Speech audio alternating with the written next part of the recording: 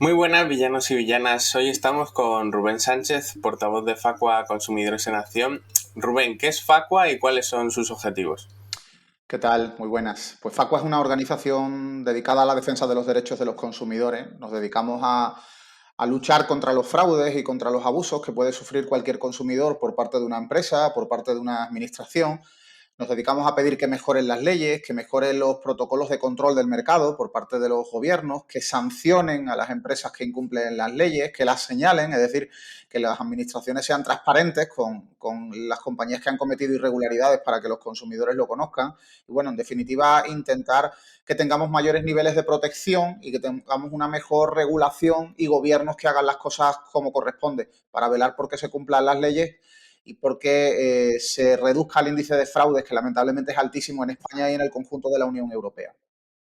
Queríamos contar hoy contigo para tratar en profundidad dos temas que se han colocado en el debate público y que interesan a muchos ciudadanos españoles y europeos, que son la luz, la factura de la luz y la alimentación. Primero, con la luz, en España ha marcado máximos históricos, siendo casi un 200% más caro la factura de un día de estos días que el mismo día del año pasado. ¿Por qué está sucediendo esto? Bueno, está sucediendo como consecuencia de un modelo de fijación de tarifas que tenemos en España, parecido al de otros países europeos, pero que tiene determinadas peculiaridades y que provoca que haya mucha especulación. Hace unos días nos hemos enterado de que Iberdrola solo en 6 meses ha ganado más de 1.500 millones de euros. Es una cifra absolutamente descomunal y en buena parte de ella está relacionada con el negocio de la facturación eléctrica al consumidor doméstico.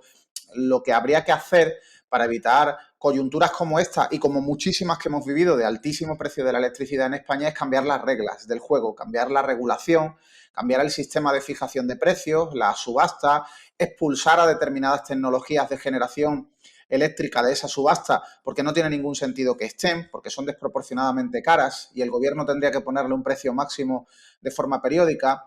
Y por otro lado, con independencia de lo alto o bajo que pueda estar el precio, también hay que crear tarifas sociales, una tarifa a la que puedan acceder personas de bajo poder adquisitivo. Y para que todo el mundo lo entienda, ¿cómo es esta subasta? ¿Quién o qué decide el precio de la electricidad cada día? Bueno, la subasta funciona de manera que la última tecnología de generación que entra, porque hay mucha demanda y entra una tecnología cara, por ejemplo, eso provoca que todas las tecnologías tengan el precio caro. Imaginemos que hay una energía eólica que es muy barata y que está a la primera pujando en la subasta. Y si solo hiciera falta eólica un día de bajísima demanda, pues oye, perfecto, pagaríamos la luz casi regalada.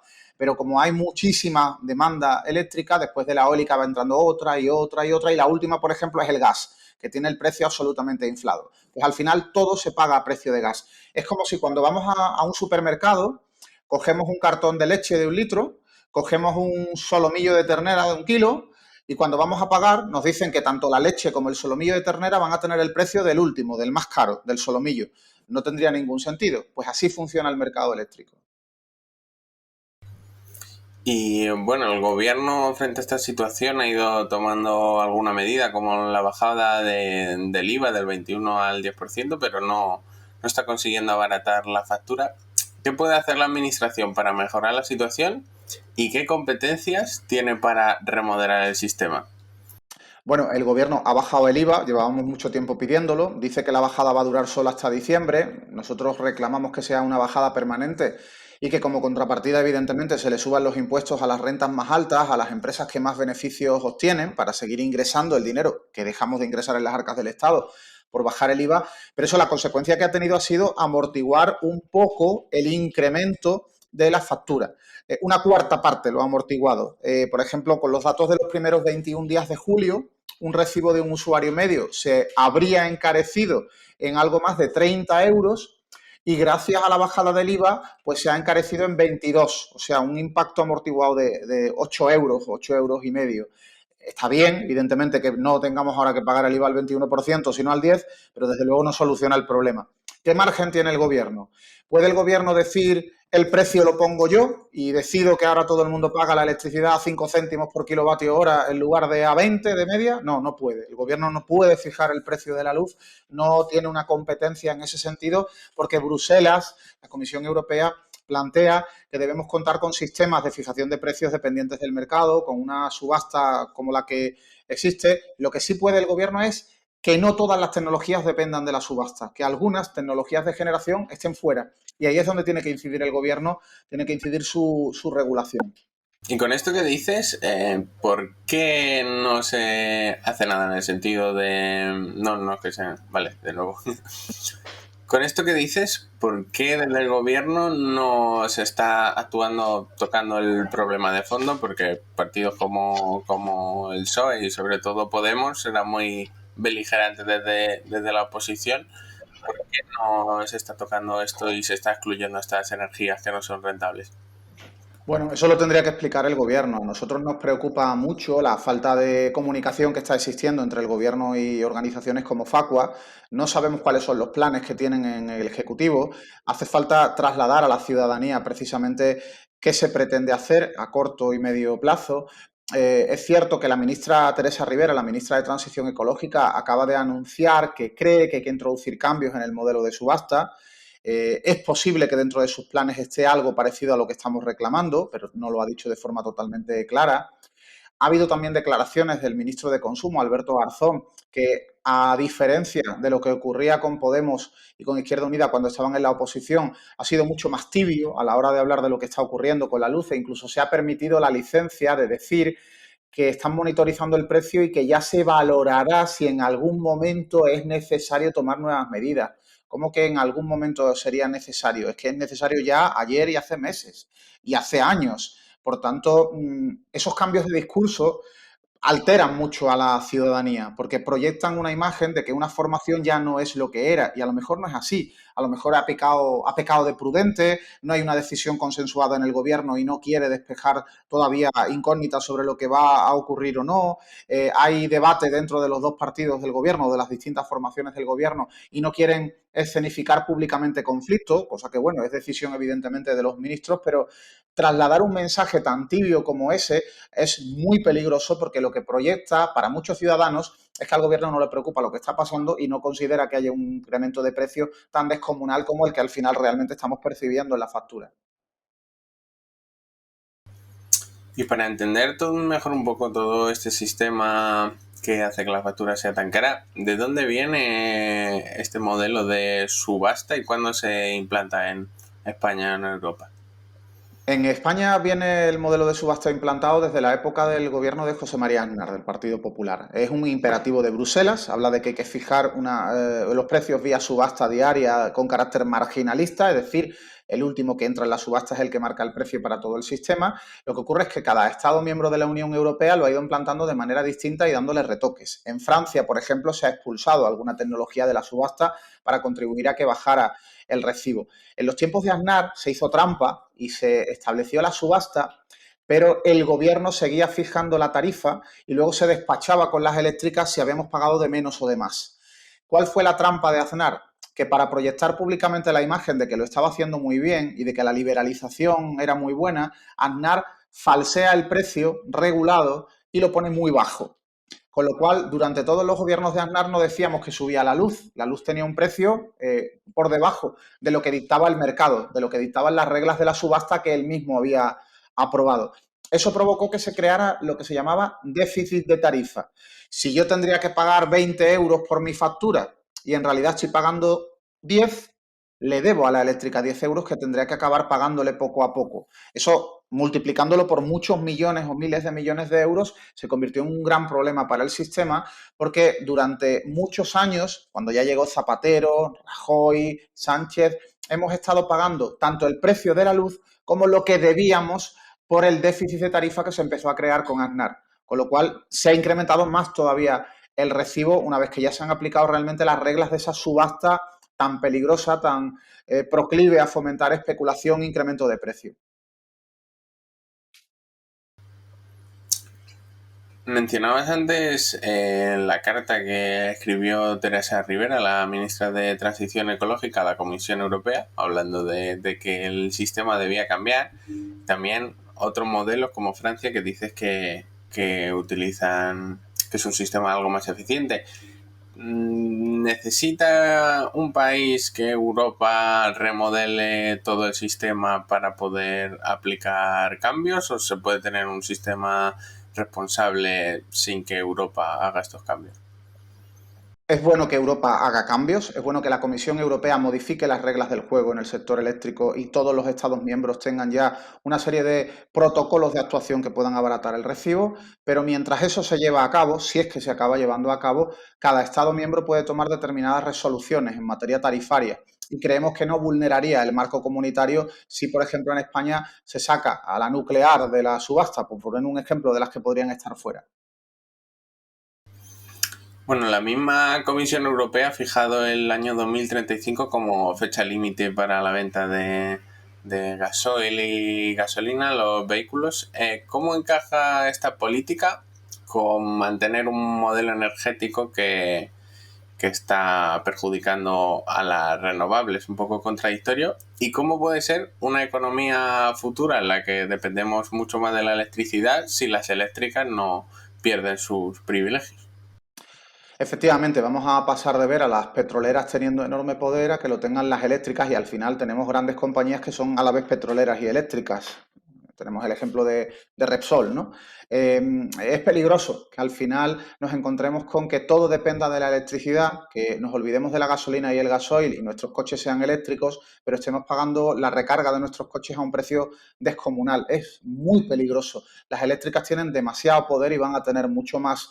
Es necesario, más allá de un cambio de reglas del juego, que haya eléctricas públicas. Y ahí hay una propuesta que nosotros hacemos y que también la está haciendo Unidas Podemos, de contar con una gran eléctrica pública en España. Y mira que ya la teníamos hace años, era Endesa, pero se la vendimos al gobierno italiano y se puso en manos de Enel. Deberíamos tener una eléctrica que como mínimo empiece a partir de la configuración de centrales hidroeléctricas que son propiedad del Estado, pero que están en manos privadas por concesiones. En los próximos 5 años van a finalizar muchos periodos de concesión. Lo que planteamos, lo que plantea Unidas Podemos también es rescatar para lo público, no volver a dar concesiones al sector privado de esas hidroeléctricas y con esas 2, 3, 5, 7 centrales ir configurando una empresa pública de generación eléctrica que posiblemente se podría acompañar de una empresa pública de comercialización y que empiece a tener poder en el mercado cada vez más significativo en una gran compañía de carácter público que no fije precios pensando en dar tarifazos a los consumidores, sino que tenga un precio justo, cosa que también dependerá del gobierno de turno, el precio justo que fije una empresa pública, porque, no sé, tenemos, por ejemplo, a Renfe, a la que no podemos decir que sea una empresa que está aplicando tarifas razonables en multitud de servicios e incluso ahora, en el marco del proceso de liberalización, Renfe, empresa pública, está cobrando un plus por conceptos como, por ejemplo, la elección de asientos, cosa que antes no tenía un sobrecoste, ¿no? Así que lo público es bueno, es mejor que una empresa sea titularidad pública, que se gestione desde lo público, pero luego tendremos que tener gestores que de verdad se preocupen que desde esa empresa tengamos beneficios para los consumidores, haya tarifas razonables. Uh-huh. La Unión Europea esta semana también ha sido protagonista por otras cosas como por ejemplo la retirada de una gran cantidad de alimentos del mercado que tenían un aditivo no autorizado y que era potencialmente cancerígeno. ¿Cuál es este aditivo y qué alimentos contienen esta sustancia? Bueno, lamentablemente es un producto el que nos estamos encontrando que se retira y que no sabemos que se retira. No tenemos ni idea de cuáles son las marcas afectadas o no lo hemos tenido hasta prácticamente finales del mes de julio y eso es muy peligroso. Nosotros creemos que el óxido de etileno, que es la sustancia tóxica, es una sustancia cancerígena, mutagénica, es peligrosa para la reproducción, tanto para las personas, para las mujeres que estén embarazadas como para quien esté buscando un niño. Se puede encontrar con que por tener el tóxico en el cuerpo eso pueda derivar en problemas para el feto y por tanto es importante retirarlo del mercado y asumir que quienes ya lo han consumido pues pueden tener un determinado riesgo potencial. No es un producto que cause muerte súbita, pero es un producto que conforme vamos asumiendo la entrada de tóxicos en nuestro organismo, pues vamos aumentando el porcentaje de posibilidades de que al final tengamos esos problemas gravísimos de salud, ¿no? El óxido de etileno ha contaminado un aditivo estabilizante que se utiliza sobre todo en los helados, que es el aditivo E410, se conoce también como goma de garrofín o algarroba, No es que todos los productos con el aditivo E410 estén contaminados, ojo, algún medio de comunicación han dado esa información de forma errónea. Se trata de que hay partidas del aditivo que se han contaminado y ese aditivo contaminado se venía utilizando habitualmente en la elaboración de muchos alimentos, como digo, entre ellos fundamentalmente helados. ¿Qué es lo que ocurre? Que se supone que se está retirando del mercado, no sabemos si total o parcialmente, sospechamos o casi estamos convencidos de que parcialmente, porque es imposible retirar al 100% de todos los canales de distribución un producto alimenticio, sobre todo porque hay canales de distribución que no se controlan. Imagínate que un helado se ha retirado de las grandes superficies comerciales, pero yo tengo un bar, en mi bar suministro ese helado y en lugar de comprárselo al distribuidor me voy a Carrefour o al campo y adquiero multitud de unidades del helado para servirlo luego a mis clientes como postre. A mí nadie me va a comunicar ni me ha comunicado que hay que retirar ese producto, con lo cual lo voy a seguir suministrando. Por eso es fundamental la transparencia, el que los ciudadanos sepan cuáles son los productos que estarían en la lista de tóxicos que se están retirando. Francia ha hecho público un listado de más de 7.000 productos que se han tenido que retirar del mercado por la alerta del óxido de etileno. España, a fecha 23 de julio, no había anunciado absolutamente ninguna retirada. El Ministerio de Consumo es el responsable de la política de seguridad alimentaria, tiene adscrita la Agencia Española de Seguridad Alimentaria y Nutrición y venimos reclamándole desde hace días que haga públicos los productos y que incluso que si tú no solamente tiene una lista parcial de productos, solamente tiene la mitad o la quinta parte, da igual, que empiece a comunicar públicamente cuáles son, porque esa falta de transparencia es grave. Y cuando Izquierda Unida y Podemos estaban en la oposición, eran muy críticos con gobiernos que no eran transparentes a la hora de dar difusión de alertas alimentarias, como ocurrió, por ejemplo, con la enorme lentitud de la Junta de Andalucía en comunicar públicamente que había una serie de productos de la marca La Mechá contaminados con listeria, que dieron lugar incluso a muertes por listeriosis. Y más allá de las responsabilidades del gobierno, las empresas que que utilizaban este aditivo contaminado no están obligadas a informar al consumidor de los productos que han estado contaminados. Si yo he consumido, he comprado algo que estaba contaminado, no tengo derecho como consumidor a saber si puedo estar no infectado, porque es igual que el alcohol o algo que tiene problemas a largo plazo, pero no tengo el derecho a saberlo. Efectivamente, las empresas deberían estar comunicando también cuáles son las listas de productos que están retirando, las listas que aconsejan, por ejemplo, a los bares y cafeterías que dejen de suministrar porque han podido adquirir por ese canal de venta directo de supermercados o hipermercados. A los consumidores, evidentemente, decirles que si lo tienen en su casa no lo consuman y pidan la devolución del dinero. Lo deberían estar haciendo, pero la ley no les obliga. Y ese es un gravísimo problema que el propio ministro Garzón denunciaba cuando estaba en la oposición, porque nosotros reclamábamos desde Facua que hubiera una reforma de la Ley de Seguridad Alimentaria por la cual cualquier empresa que tuviera un producto en alerta tuviera que hacer una comunicación pública para alertarlo. Bueno, pues quizás porque tiene mucha carga de trabajo, muchas cuestiones en las que está desarrollando tareas, el ministro Garzón ha olvidado que él mismo reivindicaba un cambio en la ley que no se ha producido y han pasado ya pues 1 año y medio de legislatura. Las empresas deberían ser obligadas por ley a hacer esas comunicaciones y si no lo cumplen que se les apliquen multas millonarias. Hoy por hoy no tienen obligación, de lo único que tienen obligación es de retirar el producto del mercado, pero no de establecer el protocolo de comunicación a los consumidores. Y estos productos contaminados superaban por mucho los índices permitidos legales por España y por la Unión Europea de toxicidad, pero Depende. Hay de todo. bueno, Hay algunos que lo superan, que tienen más que superar, porque es una sustancia no autorizada para el uso alimentario en la Unión Europea, según ha dicho la ESAN hace unos días. De lo que se trata es de que hay algunos que tienen un porcentaje 10 veces más alto que otros, pero todos hay que retirarlos, porque la Comisión Europea ha determinado que sea cual sea el porcentaje de óxido de etileno que esté en el aditivo, hay que retirar el producto, porque no está catalogado de ninguna manera, no se ha calibrado a partir de qué cantidad de sustancias sería peligroso. Es más, hay que tener en cuenta que esto es un problema de acumulación.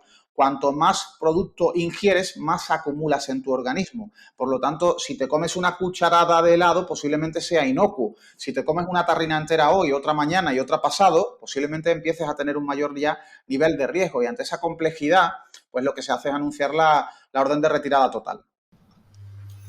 y más allá de estos límites legales o no, una persona cuando va a un supermercado o consume un producto, ¿puede solo leyendo el etiquetado diferenciar entre un producto que está libre de pesticidas y es completamente saludable o uno que bordea los límites ya legales o sanitarios de salud? No tenemos capacidad de conocer ese dato y de hecho en este caso concreto el hecho de que miremos el etiquetado de un helado y busquemos si tiene aditivo E410, pues no nos está diciendo si está contaminado con óxido de etileno, porque hay algunos que sí y otros que no. Al final igual le tenemos que decir a los consumidores que se abstengan de consumir cualquier producto que diga en el etiquetado que tiene el E410, lamentablemente, pero así van a salir perjudicadas las empresas que no tienen el producto tóxico. Las empresas no son culpables de haber introducido el tóxico porque digamos que esto viene de uno o varios proveedores que han suministrado mucha cantidad de ese aditivo con la contaminación. Las empresas no lo sabían, han elaborado el producto y al final pues se acaban enterando de que tiene ese problema. En cualquier caso, el consumidor no tiene capacidad de conocer el dato e incluso deberíamos ver los supermercados e hipermercados llenos de carteles en toda España indicando si usted ha comprado estos productos, por favor no los consuma, devuélvalos y le reembolsamos el dinero. Eso no lo estamos viendo y tenemos un ministro de Consumo que se debería estar dedicando a eso. Y hablando un poco más sobre el etiquetado, uno de los sistemas que funciona en muchos países de la Unión Europea desde hace años, como Alemania o Francia, es Nutri-Score, que califica los productos como en una escala del 1 al 5 de más recomendable o menos según su valor nutricional. En España también existe, pero no lo vemos en muchos alimentos. Quería saber si este sistema está funcionando, está mejorando el conocimiento de los consumidores sobre lo que consumen y por qué la mayoría de empresas en este país no lo están utilizando también.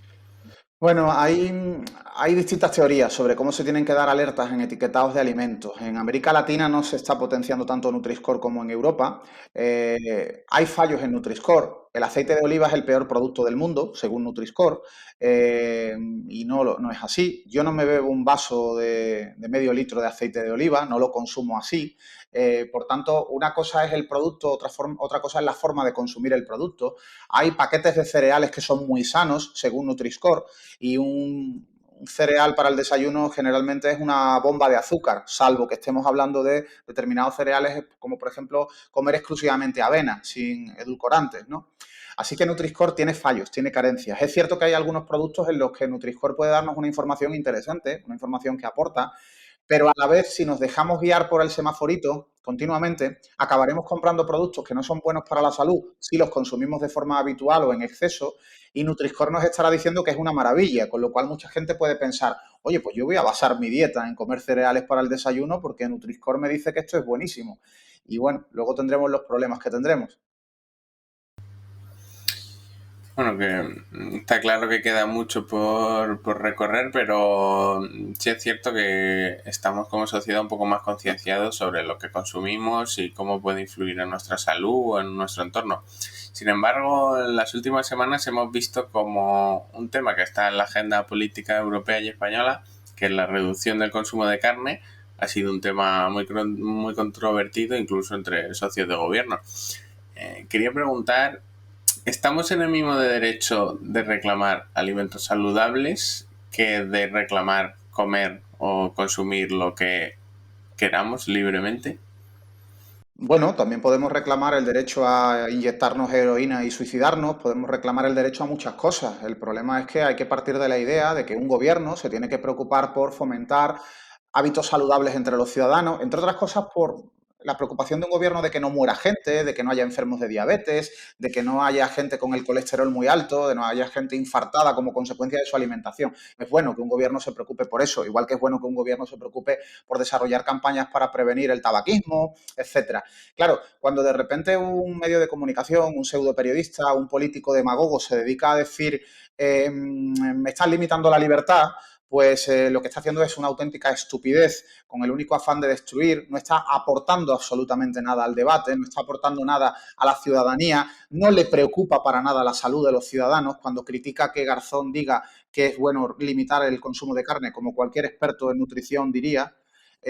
incluso tergiversa y dice Garzón me quiere prohibir que coma carne, porque son muchos políticos, lamentablemente, que tenemos en este país, no solamente extraordinariamente mediocres, sino unos cínicos y unos estúpidos que se están dedicando a fomentar simplemente odio, rencor, ataques a mensajes que ellos mismos, si estuvieran en el gobierno, lanzarían. Porque hemos visto al Partido Popular gobernando, y lo seguimos viendo en muchas comunidades autónomas, lanzando esos mensajes de recomendación del consumo moderado de carne, y especialmente de carnes rojas. Por tanto, cuestionar ahora que un gobierno deba de lanzar mensajes para fomentar la salud y la seguridad de la ciudadanía es estúpido, es mediocre, y nosotros nos negamos a asumir que tengamos que estar continuamente justificando la necesidad de contar determinadas cosas porque haya absolutos estúpidos que se dediquen a intentar boicotear ese tipo de discurso fomentando la salud. Insisto, se trata de trabajar en la línea de proteger los intereses de los ciudadanos,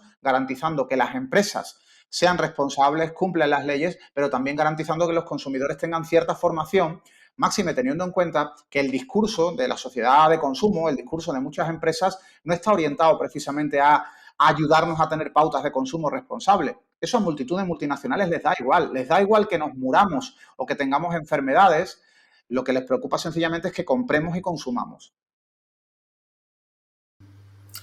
Pues muchas gracias, Rubén, has aclarado muchas de nuestras dudas. Un placer y hasta la próxima. Muchas gracias a vosotros. Un abrazo.